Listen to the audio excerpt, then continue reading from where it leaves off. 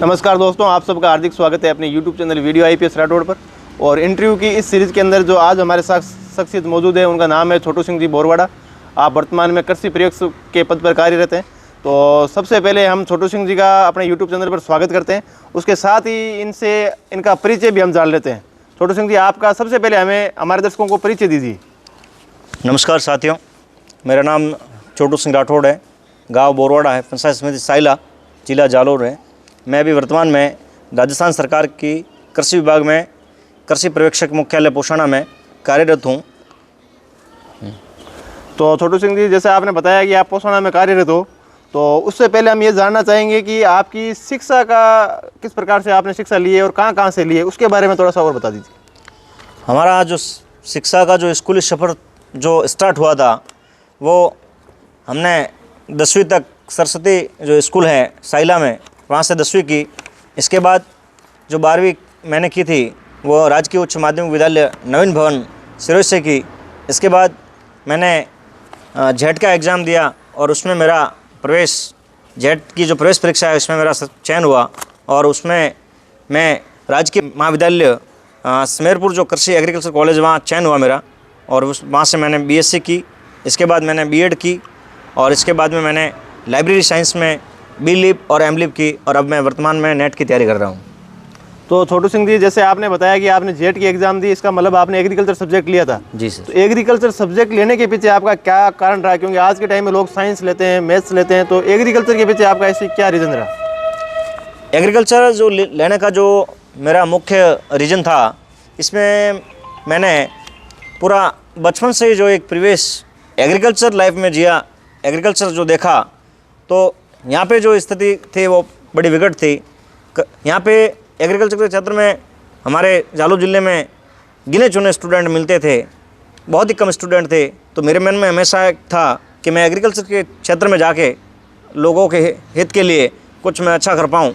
तो इसके बाद में मैंने जो राजस्थान में कृषि महाविद्यालय जो परीक्षाएँ करवाते हैं, जेट की परीक्षा, वो मैंने उदयपुर रह के तैयारी की और उस परीक्षा में मेरा चयन हुआ। इसके बाद में मैंने 4 वर्ष की जो BSc एग्रीकल्चर जो होती है उसमें मैंने डिग्री की और इसके बाद में मैंने कृषि प्रयोगक की तैयारी की। तो छोटू सिंह जी, कृषि प्रयोगक के लिए हम जानना चाहेंगे कि जैसे आप कृषि प्रयोगक के पद पर अभी कार्यरत हो, तो उसमें आपका सिलेक्शन कैसे हुआ, कब हुआ और उसके लिए आपने कहाँ से कोचिंग वगैरह ली? तो थोड़ा सा आप ये बताइए कि उसमें कृषि प्रयोगक में जो सिलेक्शन आपका हुआ, वो जो आपका दौर था बेरोजगारी से रोजगार की तरफ, वो आपका कहाँ से स्टार्ट हुआ और कब जाकर आपका ख़त्म हुआ उसको? तो मैं यही कहना चाहता हूँ कि जो मेरा सफ़र है, मैं शॉर्ट में बताऊँगा कि सफ़र मैंने सबसे पहले BSc की। BSc करने के बाद में मैंने 2016 में मेरे BSc पास आउट है। उसके बाद में मैंने कृषि के क्षेत्र में उस टाइम भर्ती आई हुई थी कृषि पर्यवेक्षक की। तो सन 2018 की जो भर्ती थी, इसमें मैंने उदयपुर जाके तैयारी की।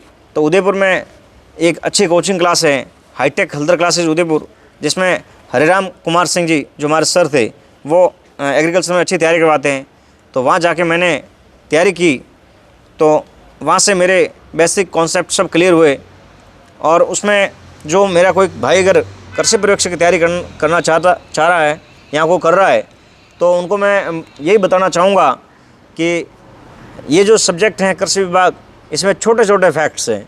तो सबसे पहले तो हमें छोटे छोटे जो फैक्ट्स हैं वो क्लियर करने होंगे। तो इस कृषि पर्यवेक्षक की जो परीक्षा होती है, इसमें मुख्यतः जो सब्जेक्ट होती है, इसमें अपने हिंदी है, इसमें 15 क्वेश्चन आते हैं। तो हिंदी में मैं हमारे जो कृषि के जो छात्र हैं उनको यही कहना चाहूँगा कि हिंदी में हमारे अच्छे लेखक हैं। NCERT बुक जो पहले आती थी, सोहनदान चारण जिनकी बुक आती है, वो आपको दिन में लेनी चाहिए। इसके अलावा राघव प्रकाश की जो बुक है उसको लेने चाहिए। उसमें जो अपने जो कृषि पर्यवेक्षक में 9 टॉपिक हैं, तो इनको हमको तैयारी करनी चाहिए। जैसे उपसर्ग है, प्रत्यय है, समास है, संधि है, ये हमें बार बार प्रयास करना चाहिए। क्योंकि जो 15 सवाल कृषि पर्यवेक्षक भर्ती में आते हैं, तो एक से बढ़ के एक सवाल आता है, तो वो हमें बार बार लिख के उनको प्रैक्टिस करके अच्छे तैयार करने चाहिए। और इसके बाद में राजस्थान जी के वहाँ 25 क्वेश्चन आते हैं। तो 25 क्वेश्चन जो हमारे आते हैं, तो इसमें जैसे राजवंश है, तो राजवंश अपन को पूरा अध्ययन नहीं करना। राजवंश में अपन के जैसे 9 हमारे राजवंश में शासक है, तो 9 शासक को अच्छी तरह से अपन को पढ़ना है। इसके अलावा जैसे कालीबंगा है, आहड़ है, जो हमारी 2 सभ्यता है वो तैयार करनी है। इसके बाद जो राजस्थान का आर्ट एंड कल्चर है तो वो बेसिक छोटे कॉन्सेप्ट में बढ़िया क्लियरेंस के साथ में तैयार करना चाहिए। और इसके बाद में जो एग्रीकल्चर है तो एग्रीकल्चर के हमारे 60 प्रश्न आते हैं। 60 प्रश्न में हमें एग्रोनॉमी के 20 प्रश्न आते हैं। तो फसलों से संबंधित जितने रोग हैं, इसमें वैरायटी है, सीड रेट हैं, वो हमें एक अच्छे नोट्स के रूप में तैयार करने चाहिए। और इसके बाद में 20 क्वेश्चन हमारे हॉर्टिकल्चर के आते हैं कृषि पर्यवेक्षक भर्ती में। तो वह हॉर्टिकल्चर के 20 क्वेश्चन अपन को नोट्स बनाने चाहिए और एनिमल हस्बेंड्री के 20 प्रश्न, ऐसे करके हमारे ऑल ओवर 100 प्रश्न आते हैं इसमें। 60 तो एग्रीकल्चर के आते हैं और 40 हिंदी और जीके मिला के आते हैं। 100 क्वेश्चन के अच्छे नोट्स अपन को बनाने चाहिए। जी सर।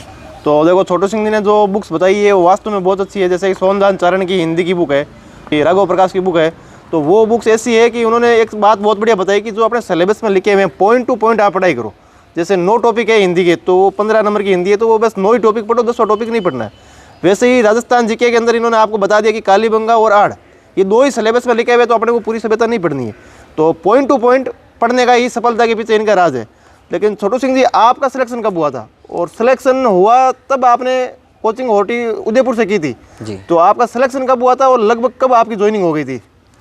मेरे जो ये भर्ती आई थी सन 2018 की भर्ती आई थी कृषि पर्यवेक्षक भर्ती, तो वो भर्ती 2 साल तक चली। इसके बाद कोर्ट में भी गए।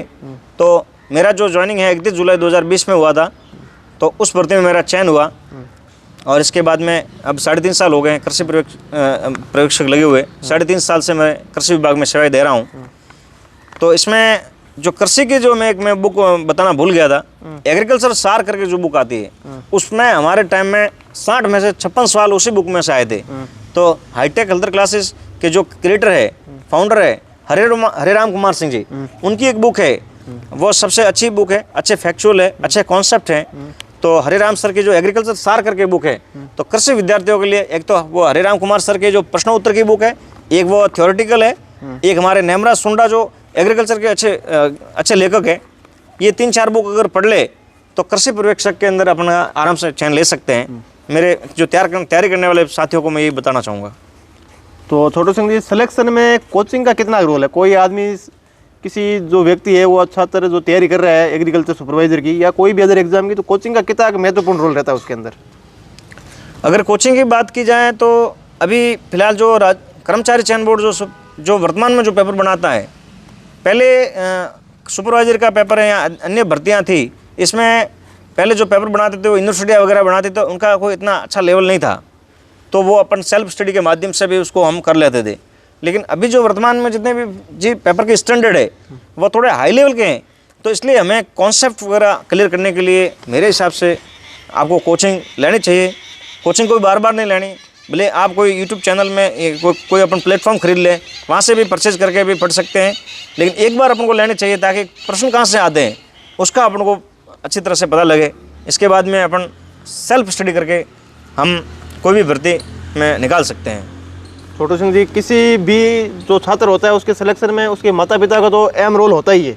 उसका तो नो डाउट कि माता पिता सबसे बड़े गुरुजन होते हैं। आप अपनी ज़िंदगी में अपने माता पिता के अलावा ऐसा कोई टीचर हो जिनको आपको ऐसा लगता है कि इनका मेरे सिलेक्शन में सबसे ज़्यादा रोल रहा था? मेरे सिलेक्शन में सबसे ज़्यादा जो रोल था मेरे माता पिता थे। इसके अलावा मेरे ज़िंदगी में 2 मुझे सर मिले। एक तो प्रभु सिंह जी राणा थे जो शिवगंज में इनकी कोचिंग चलती है, हर्ष कंपटीशन। एक हरिराम कुमार जो सर थे हाईटेक हेल्थ क्लासेज उदयपुर में एग्रीकल्चर के थे। तो ये 2 सर थे जिनके माध्यम से मेरी ज़िंदगी में परिवर्तन आया और उन्होंने मुझे क्या पढ़ना और क्या नहीं पढ़ना ये उन्होंने उनसे पढ़ने के बाद मुझे पता लगा। नहीं तो कई जगह ये पढ़ते हैं तो वो सब एकदम मैटर पढ़ाते हैं, वो बाद में समझ में नहीं आता कि प्रश्न कहाँ से आते हैं। तो वहाँ से मुझे ज़रूर उनसे मुझे कुछ समझने को मिला। छोटू सिंह जी, अब ये बताइए कि जैसे एग्रीकल्चर सब्जेक्ट बहुत कम प्रचलन में है जी। जैसे मेरे साथ वाले हैं तो किसी ने भी आज तक एग्रीकल्चर से 11वीं-12वीं भी नहीं की और बीएससी वगैरह तो बहुत दूर की बात हो गई। तो एग्रीकल्चर सब्जेक्ट में क्या स्कोप है आगे? मतलब एग्रीकल्चर से 11वीं-12वीं करके या कॉलेज करके क्या उसमें बीएड भी की जा सकती है, या और कौन कौन से फील्ड हैं जहाँ एग्रीकल्चर के छात्र जाके और विभिन्न प्रकार की जॉब पा सकते हैं? तो ऐसे कौन कौन से स्कोप हो सकते हैं एग्रीकल्चर के लिए? वर्तमान समय में एग्रीकल्चर के अंदर बहुत सारे अवसर हैं जिसमें अपन का चयन किया जा सकता है, जिसमें अपन अपॉर्चुनिटी खूब अवसर हैं। तो इसमें अपन को सबसे पहले तो जैसे अपना अगर कोई बंदा अगर उसने 12वीं एग्रीकल्चर अगर की हुई है तो उसके लिए जो अपॉर्चुनिटी है कृषि पर्यवेक्षक बेस्ट अपॉर्चुनिटी है। इसके बाद में अगर कोई बंदा बीएससी किया हुआ है तो बीएससी किया हुआ है तो उसके लिए सहायक कृषि अधिकारी का जो पेपर होता है, सहायक कृषि अधिकारी पेपर हर 2-3 साल बाद में होता है, वहाँ से वो मतलब उसके अंदर जा सकता है। इसके बाद में बीएससी के बाद में अगर बंदा एमएससी किया हुआ है तो एमएससी करने के बाद कृषि अधिकारी के हर 2-3 साल में पेपर होते हैं, तो वहाँ से वो जा सकता है। अगर वहाँ से एमएससी करने के बाद में एसओ जो बैंक के अंदर एक हमारे कृषि विभाग की एक पोस्ट होती है, जैसे एग्रीकल्चर फील्ड ऑफिसर कहते हैं, वह पोस्ट है, तो वहाँ पर भी अपना भाग्य आजमा सकता है। अगर वो सरकारी नौकरी ना करके वहाँ एमएससी अगर किया हुआ है और उसके बाद में अभी कृषि के अंदर जो प्राइवेट कंपनियाँ हैं उसके लिए बहुत ही ज़्यादा अवसर वहाँ उपलब्ध हैं। प्राइवेट सेक्टर में भी बहुत ज़्यादा अवसर है, वहाँ से वो प्राइवेट सेक्टर में भी जा सकता है। इसके अलावा जो ये हमारे कृषि विज्ञान केंद्र हैं, एसएमएस हैं, साइंटिस्ट हैं, तो ये जैसे जैसे योग्यता है वैसे वैसे पोस्टें ऊपर और कंपटीशन कम है इसमें, तो वहाँ जा सकता है हमारे। कुल मिला के एग्रीकल्चर में वर्तमान समय में बहुत बड़ा स्कोप है। मतलब अपने एग्रीकल्चर लेके और आराम से गवर्नमेंट जॉब पा सकते हैं। गवर्नमेंट के साथ साथ अपने प्राइवेट सेक्टर में भी अच्छा कर सकते हैं। तो अभी आपको लगभग जॉब करते हुए 3 साल के आसपास हो गए हैं, और मैं ये जानना चाहूँगा कि एग्रीकल्चर सुपरवाइजर के रूप में आप किस प्रकार से ग्रामवासियों की सहायता करते हो या किस प्रकार से किसानों की सहायता करते हो। और जैसे एक सबसे पहले तो मैं आपको यही पूछना चाहूँगा कि वर्तमान में एक तारबंदी योजना चलती है, तारबंदी स्कीम, वो तारबंदी स्कीम क्या है, उसके बारे में थोड़ा सा संक्षिप्त में हमारे दर्शकों को बता दीजिए। मैं हमारे जो सब किसान भाई जो भी यूट्यूब पे वीडियो देखेंगे या हमारे जो प्रतियोगी परीक्षा तैयारी करने वाले यूट्यूब देखेंगे, इसमें एग्रीकल्चर जो राजस्थान सरकार की जो स्कीम है, इसमें डीबीटी स्कीम्स है, वो हमारी 4 स्कीम्स हैं डीबीटी। इसमें हमारी पहली स्कीम्स है तारबंदी। हमारा कोई भी किसान भाई अगर तारबंदी बनाना चाहता है तो उसके पास सरकारी 9 बीघा ज़मीन होनी ज़रूरी है। तो इसके बाद में उसको आवेदन करना होगा। आवेदन करने के लिए जमाबंदी है, एक उसके खेत का नक्शा है, एक जनाधार है, तीनों लेके ई मित्र पे आवेदन करना ऑनलाइन। और इसमें इसके बाद उसका प्री वेरिफिकेशन होता है, उस एरिया का जो कृषि पर्यवेक्षक है वहाँ जाके उसका प्री वेरिफिकेशन करता है। उसके बाद उसकी फाइल सैंक्शन होती है। सैंक्शन होने के बाद वहाँ उस एरिया का जो अपना कृषि पर्यवेक्षक है वो उस किसान को बोलता है कि अब अपन को निर्माण करवाना है। तो तारबंदी में जो स्कीम है, इसमें हमारे जो किसान भाई है उसको 400 मीटर तारबंदी बनानी होती है। 400 मीटर अगर तारबंदी हमारा जो जनरल का किसान है वो अगर बनाएगा तो उसको हम 40,000 का अनुदान देता है हमारा विभाग। और हमारा अगर छोटा किसान है, हमारा SC ST लघु सीमांत काश्तकार है, तो इसमें हमारी जो सब्सिडी 48,000 रुपये सब्सिडी है। तो कृषि विभाग में जो तारबंदी की स्कीम है ये है। इसके अलावा हमारी दूसरे नंबर की जो स्कीम है वह है फॉर्म पॉन्ड। तो मेरे किसान भाइयों को थोड़ा बताना चाहूँगा कि फॉर्म पॉन्ड बनाने का मुख्य उद्देश्य क्या है। फॉर्म पॉन्ड बनाने का मुख्य उद्देश्य ये है कि जो बारिश का जो पानी है, खेत का जो पानी है, खेत में रहे। ये गवर्नमेंट का विजन है हमारा। तो खेत का पानी खेत में रहे, इसके लिए हमने सरकार ने तालाब जो होता है, खेत तलाई चौकड़ी कहते हैं अपनी भाषा में, वो चौकड़ी का निर्माण किया जाता है। तो इसमें किसान को अगर किसान हमारा आवेदन करता है और उसकी सेक्शन होती है तो 1,20,000 रुपये उसको जो अपना प्लास्टिक शीट अगर वो बनाएगा जनरल का किसान तो उसको सब्सिडी है। और हमारा किसान अगर SC ST या लघु सीमांत काश्तकार है तो 1,35,000 की उसका अनुदान है। उसमें जो लंबाई चौड़ाई है 23 मीटर जो उसका माप है, ऊपर से उसका माप है, और उसके जो तलिए का लंबाई चौड़ाई है वह 17 मीटर है, और हमारा 10 फीट वो गहरा होता है। उसके चारों ओर तारबंदी करनी होती है। इसके बाद वहाँ उस हल्के का जो कृषि पर्यवेक्षक है वो उसका पोस्ट वेरिफिकेशन करेगा, और उसके 2-3 महीने बाद में उसके एक बड़ा पैकेज उसके अनुदान के रूप में उसके खाते में आएगा। तो ये हमारे 2 स्कीम है। इसके अलावा हमारी कृषि यंत्र की स्कीम है कृषि विभाग में। उसमें हमारा जैसे कल्टी है, तवी है, रोटावेटर है, रिपर है, हीरो है, थ्रेशर है। हमारा कोई भी किसान भाई अगर लाता है, न्यू मॉडल में लाता है, तो उसमें जैसे हमारा जनरल का कोई काश्तकार है तो उसको जो इसका बिल है तो उसका 40% मिलता है, ठीक है। और हमारा अगर छोटा काश्तकार SC ST का काश्तकार है तो उसको 50% अनुदान दिया जाता है। और इसके बाद में हमारी चौथी जो स्कीम है DBT स्कीम से, वह है पाइपलाइन है। अपने एक बीरे का जो पानी है, अगर मेरा दूसरा खेत आया हुआ दूर, वहाँ अगर पानी लेके जाना है तो उसमें हमारा सब्सिडी है 15,000 और 18,000। 15,000 जनरल की है और 18,000 SC ST किसान की है। तो हमारी ये DBT स्कीम 4 है। हमारे किसान भाई ज़्यादा से ज़्यादा इसमें आवेदन करो, ज़्यादा से ज़्यादा इसका लाभ उठाओ। इस क्षेत्र में मेरे आने के बाद में 10 खेत तलाइयाँ हमने बनाई और हमने 50 तारबंदियाँ बनाई।